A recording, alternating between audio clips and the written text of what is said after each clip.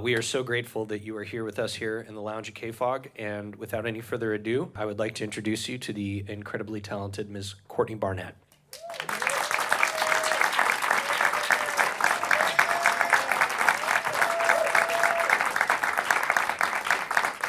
Hi. What's up? How's it going? Good. It's going good. That's good Australian. Well, this is going to be the early morning acoustic version of what happened last night. So I'm going to play some songs. I'm going to play Need a Little Time first.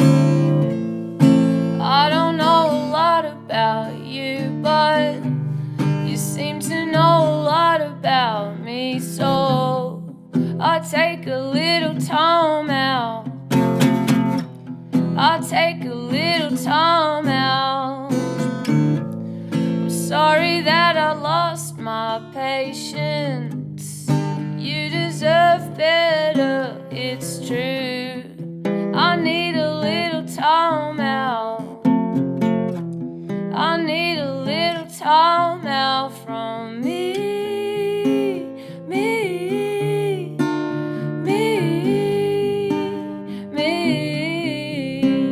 and you. Ooh, ooh, ooh. Open up your inside, show us your innermost, let you rest. I'll rip it out carefully. I promise you won't feel a thing. Everybody wants to have their say, forever waiting for some car crash. I need a little time out. I need a little time out from me, me, me, me, and you. Ooh, ooh,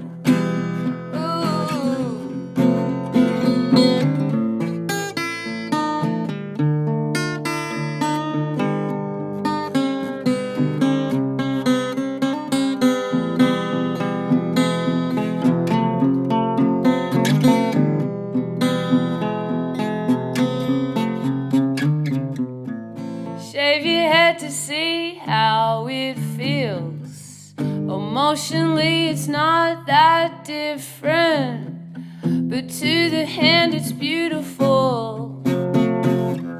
Yeah, to the hand, it's beautiful. You seem to have the weight of the world upon your bony shoulders. Will hold on. You need a little time out. You need a little time out from you, you, you, you, and me, me, me, me, me, me,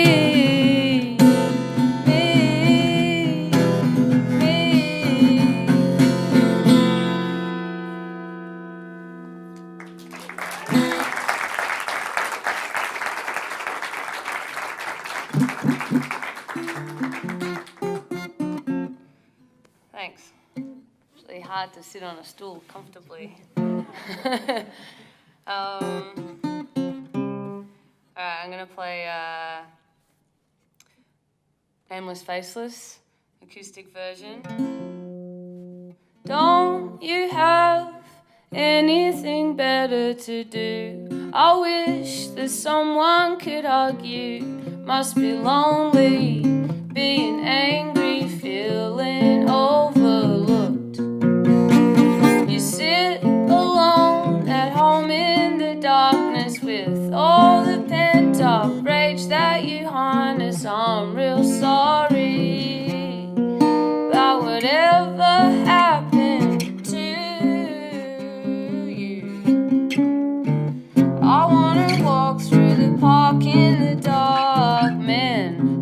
scared that women will laugh at them. I wanna walk through the park in the dark. Women are scared that men will kill them. I hold my keys between my fingers. He said I could eat a bowl of alphabet soup and spit out better words than you, but you didn't. Man, you're kidding yourself if you think the world revolves around you. You know you got lots to give and so many options. I'm real sorry about whatever happened to you. I wanna walk through the park in the dark. Men are scared that women will laugh at them. I wanna walk through the park in the dark. Women are scared that men will kill them. I hold my keys between my fingers. Go on, tell me you're just kidding. He said, she said, nameless, faceless.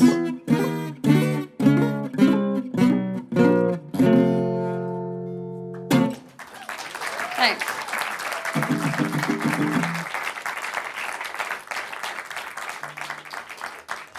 Hey folks, I'm Matt Diablo from KFOG, and again, please let's give one more round of applause to Courtney Barnett for taking time, especially waking up and making it here for sound check and everything after bringing down the house at August Hall last night. Did you feel good about that? Did you feel good about the San Francisco audience? Yeah. Did they show you the appropriate amount of affection and They appreciation? really did. That's good. Yeah. Before I get into my pre-prepared questions, I wanted to ask you, are you a fan of the band Pavement? Yes. Okay. Correct. And here's why I ask, is because, you know, some of your stuff reminds me of like a modern version of it, but your lyrics are much more linear. You're not just talking about nonsense, right? I love Pavement all day, but I mean, Yeah. it's pretty inscrutable, right? I kind of discovered them backwards though, because I didn't grow up listening to them. But then a couple of years ago, Stephen Malcolm put out like maybe the first Jix album, and Jen, my partner, was going to see the show, and I just was a bit unaware of the whole situation, and so I kind of discovered from her being a fan, and then I loved those Jix albums, and then I went back and I was like, oh, I kind of know that Pavement. It was, you know, when songs are just in the back of your head and you think you don't know them, but you do. So now I'm a massive fan. That's exactly right, though. That's, you know, when you were playing Nameless Faceless, that's like, okay, I know the melody. I could tell right when you started, you know, jamming on it before you even started singing. It's like, okay, this is the song that it's going to be. And the difference between that and a Pavement song is you're not, you know, singing about Geddy Lee or anything sort of random or, you know, speaking in metaphors. It's actually very plain spoken. Yeah. It's my take on it. Is that accurate? I don't know. Okay. Fair enough. Let's not get too heavy I feel here. like with Stephen Malcolm, it's just, I don't feel like it's nonsense. I feel like it's something really clever that I don't quite understand. Could be. And I certainly am not equipped to understand it either. You know, you just actually hit on something that I want to talk about. So your partner, Jen, she's also a artist in her own right. Yeah. You want to give her a shout out?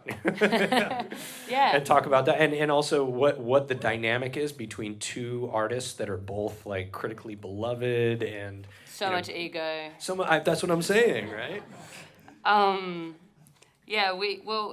Jen, she just made her 4th album, and so she's been making music for much longer than I have, and I saw her play years before we even knew each other, and now, she's kind of had a couple of different bands, but now I play guitar in her band on the last 2 albums, and Bones, who plays bass in my band, he plays for Jen as well, and she's a great songwriter. Check her out, Jen Clover. Yeah, but do you guys collaborate on actual songwriting, or do you go to separate sides of the house to do these things? I mean, I'm so curious when you have two working artists that are both putting out a tremendous amount of amazing art. Like, how much of it is collaborative, and how much of it is just, you do your thing, I'll do yours. You do the dishes, I'll take out the garbage. kind of thing.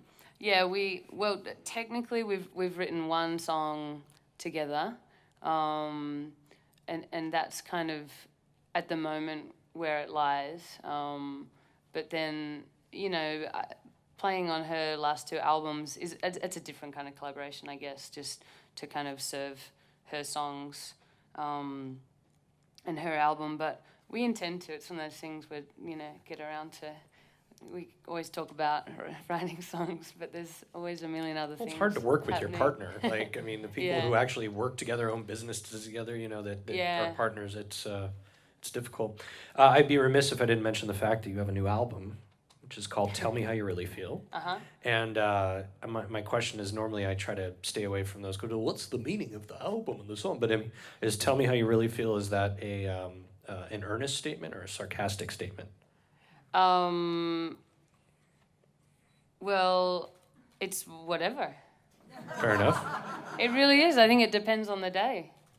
I think that it's leaning definitely towards the earnest for me. But I mean, I think it doesn't matter whoever picks it up. I think your first reaction is going to say a lot about you, or where you're at. So I'm a cynic. Was yours sarcastic? Well, I don't know. I mean, I just feel like so many people have told me that in the past when I've had like emotional outbursts. Like, tell me how you really feel. Yeah. I think it's quite adaptable. It changes, but it's probably the more. I mean, the album is kind of more earnest, I guess. And this is. And I don't know if this is observed globally rather, but here in the United States, this is Mental Health Awareness Month. And I've got a series of like very confessional spots running on KFOG right now about my own challenges with depression, anxiety, whatever. You have songs on this album that are very plain spoken in regards to that. I don't aim to ask you to bare your soul here outside of the context of a song, but is that important to you at all? Just sort of being very plain spoken about anxiety and things like that. Yeah, I think it's not like a it's not a kind of really strong intention, but I think it's part of the process, and it's part of the kind of everyday, so it always has, and it probably always will in some way kind of weave into songs in a roundabout way, whether it's kind of completely direct or not. But Yeah. Well, I appreciate the sentiment. However I'm interpreting it. It may not be the correct interpretation, but I appreciate what it's done for me, and I guess that's what art does, right? yeah, it's always the correct interpretation. Yeah, it's whatever your truth is. So I have to ask this, and this is a little bit inside baseball, but I want to involve everyone here in the room. So you made a record with Kurt Vile. Yes. Another KFOG, friend of KFOG, Uh-huh. right? And the record, you want to tell us about that record real quick, just so people can go back to it? It was the record you released prior to this one. Yeah, I can't remember when we released it, but we toured in October-ish last year, and yeah, it was we kind of intended to make one song, and it was kind of on two trips that Kurt came to Australia when he was doing his shows. So one summer we recorded a bunch, and then the next summer, so it was very spread out. But it was a really fun project because I think because it was so random and unplanned, and we booked the studio for 2 or 3 days and kind of called up friends and said, we need a drummer, can you come and play this song? It goes like this, go. Did you realize you were making a super group, like Modern Traveling Wilburys or something like that? Did you recognize that at the time, or was it just, No, it was I just share fun. the sentiment with this, but yeah. Yeah, it was just fun. It was just whoever was around and who was into it, and yeah, I mean, fantastic musicians. Like I heard a song the other day, Jim White's playing drums, and Mick Turner. I mean, it was Stella plays drums on some, and it's so much fun. It was just such an interesting collaboration. You guys have, compatible musical sensibilities, but he's sort of nervous and weird in the same way that I am, if you can imagine that. And so that, with you being relatively sort of even keeled and super chill, imagining that. But the best thing about it is Kurt Weill, has accomplished a lot as a musician, but he has a brother.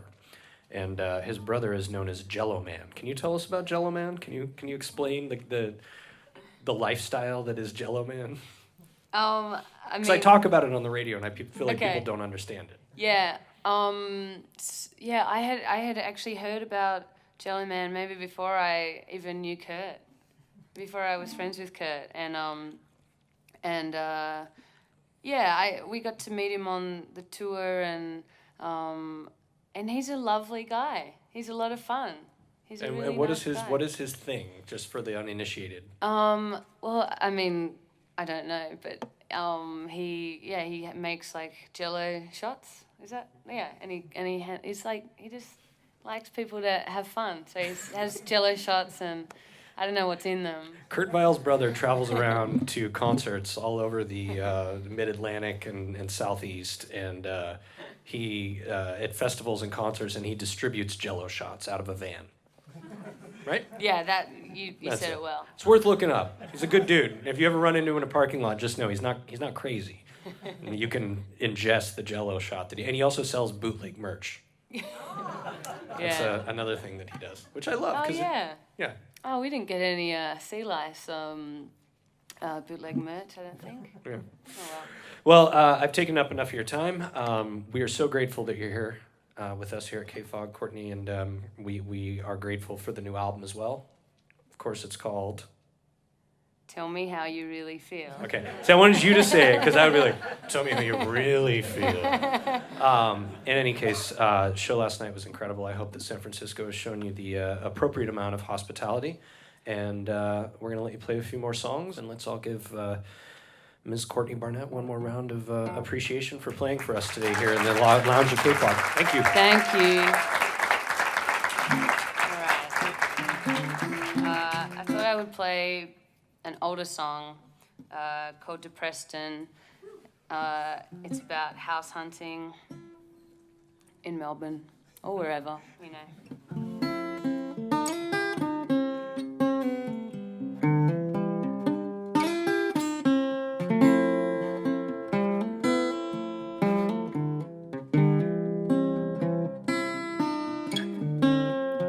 You said we should look out further.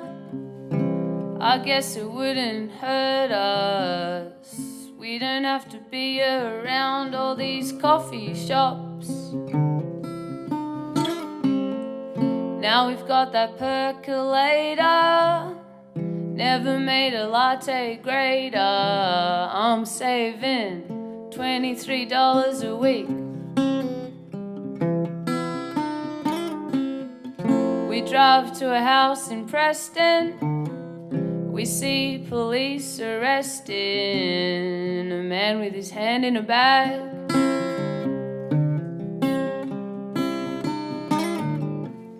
How's that for first impressions? This place seems depressing. It's a Californian bungalow in a cul-de-sac. It's got a lovely garden, or a garage for two cars to park in, or a lot of room for storage if you've just got one. And it's going pretty cheap, you say? Well, it's a deceased estate on the pressed metal ceiling's great.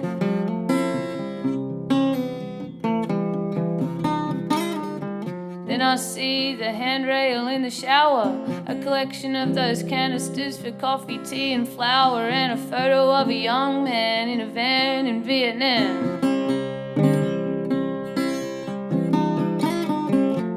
And I can't think of floorboards anymore, whether the front room faces south or north, and I wonder what she bought it for.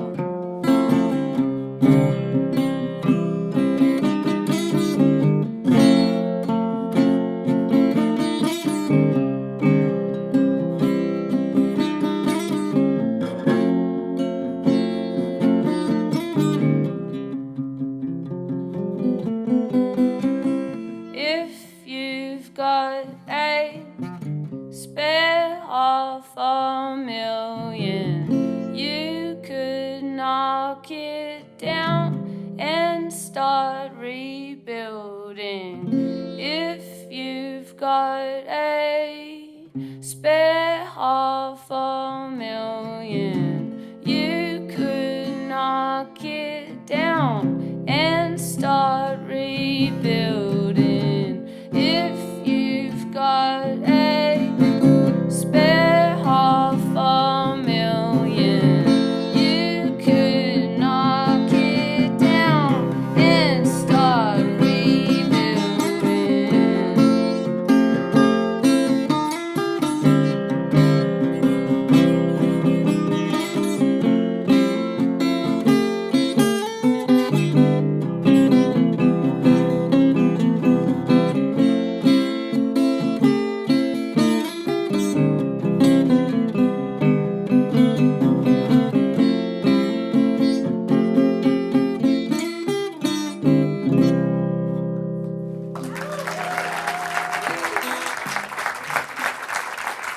Thanks. Thanks. Any final questions before the final song? How's Bubbles? Bubbles is good. Bubbles is my cat. She's, I Skyped with her the other night. She really misses me when I'm away.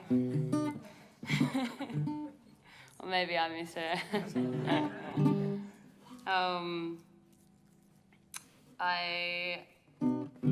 This is on the new album. It's the last song on the new album. It's called Sunday Roast, and I wrote it. I started writing it when I was in grade 7 at school, so like 13.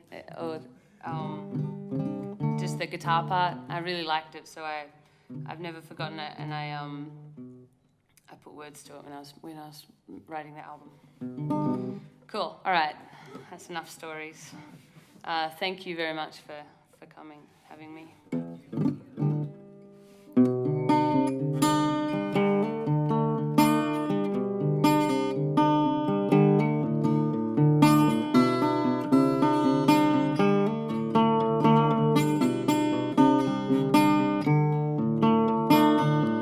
Don't come with your arms swinging, throw them around me.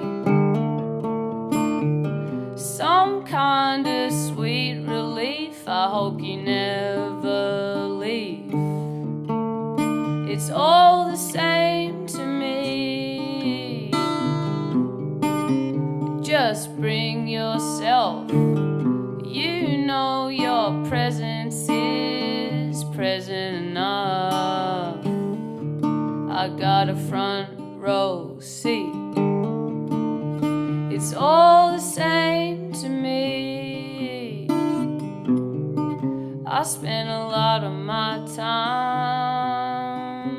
doing a whole lot of nothing. I know you're doing your best. I think you're doing just fine.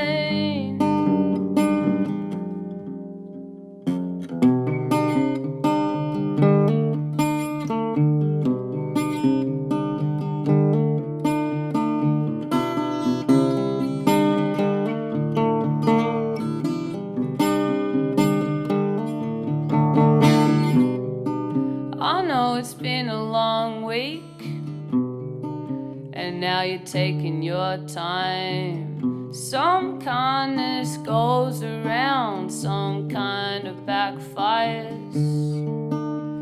It's all the same to me.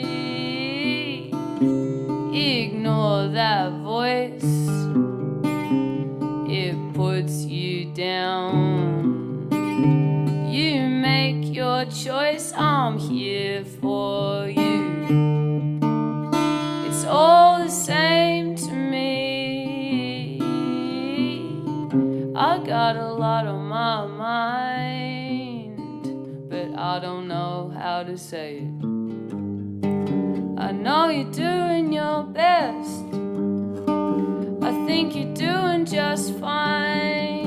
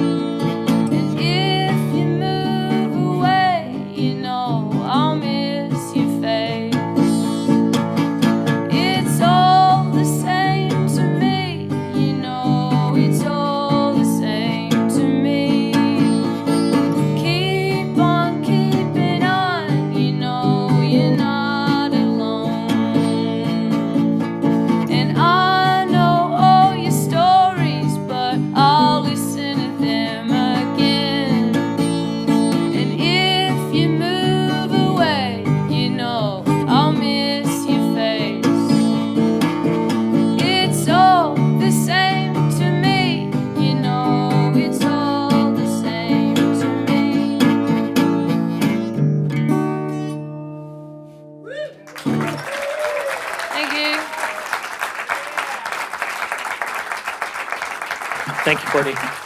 Thanks so much. Thanks Appreciate for having you. me.